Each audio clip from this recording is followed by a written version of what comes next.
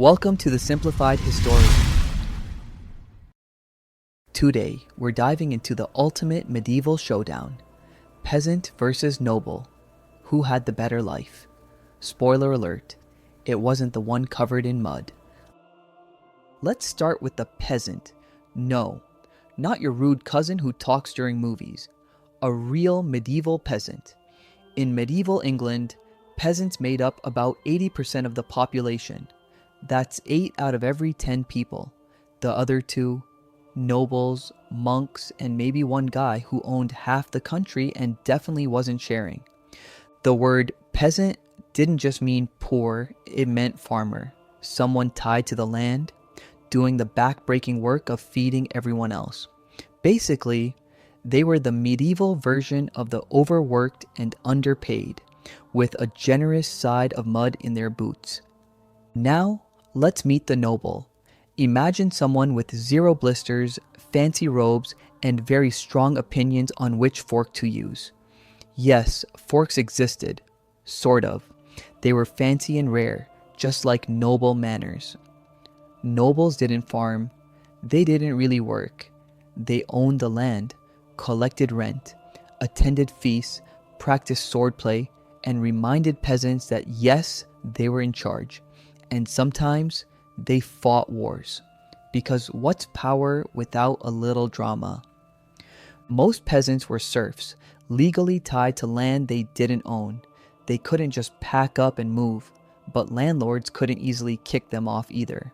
So, medieval job security, just with more mud, fewer dental checkups, and 0 vacation days. Nobles lived in grand manors, thick stone walls, huge halls, and servants bringing their mead. Peasants, small cottages with thatched roofs, dirt floors, and the occasional friendly rat or enemy rat. Peasant life meant waking up at dawn, farming all day, eating simple meals of bread, pottage, and the occasional salted fish. Hygiene? Let's just say soap was more of a luxury than a staple. Bathing weekly wasn't the norm. Sometimes it was monthly. Farming was done on giant shared fields, divided into long strips called celians. Think community garden, but with more sweat, less Instagram, and constant worry about the harvest failing. They used the open field system with crop rotation, one field draining nutrients, one resting, called fallow, and one replenishing soil.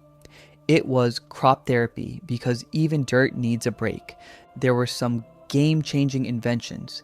The heavy plow, which could cut through thick soil, the ox collar, so oxen could pull without choking, and the horse collar, which finally let horses pull plows and carts without dying. These helped, but didn't exactly turn peasants into holiday makers. Not all peasants were dirt poor. Some made money brewing beer, weaving cloth, or selling wool. Wool was basically the Bitcoin of medieval England. Everyone wanted it. England got rich off wool, even joining the Hanseatic League, which sounds like a superhero team but was actually a powerful trading network. Some peasants even climbed the social ladder, at least a little. Take Thomas Collins. He started with land, animals, and a brewing wife. Not an insult, she made beer. But debts hit hard. He couldn't repay 5 shillings. A small sum now, but a big deal then. Next thing you know, he's selling his land to the abbey just to stay afloat. That's medieval life. One bad harvest, and you go from doing okay to selling your cow to a guy named Walter. Things got worse in the 1300s. First came the Great Famine. Too much rain, not enough food. Then the Little Ice Age, shorter summers, longer, colder winters. And of course, the Black Death, a plague that wiped out nearly a third of Europe's population. This crisis gave peasants some leverage. Fewer workers meant higher wages and, in some cases, new freedoms. But nobles fought back, passing laws freezing wages and restricting movement. So, peasants rebelled. In 1381, led by Wat Tyler, they marched on London. Angry about heavy taxes, unfair laws, and probably the mud.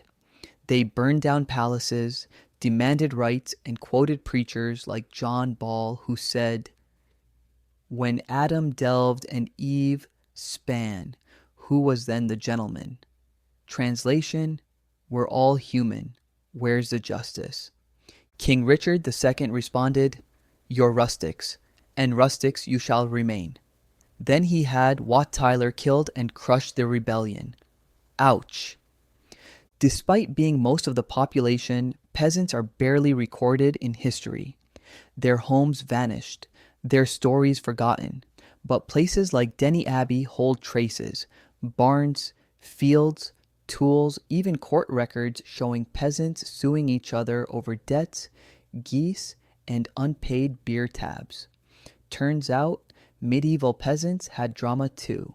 So, who had the better life? Peasants worked from sunup to sundown with little reward and plenty of risk.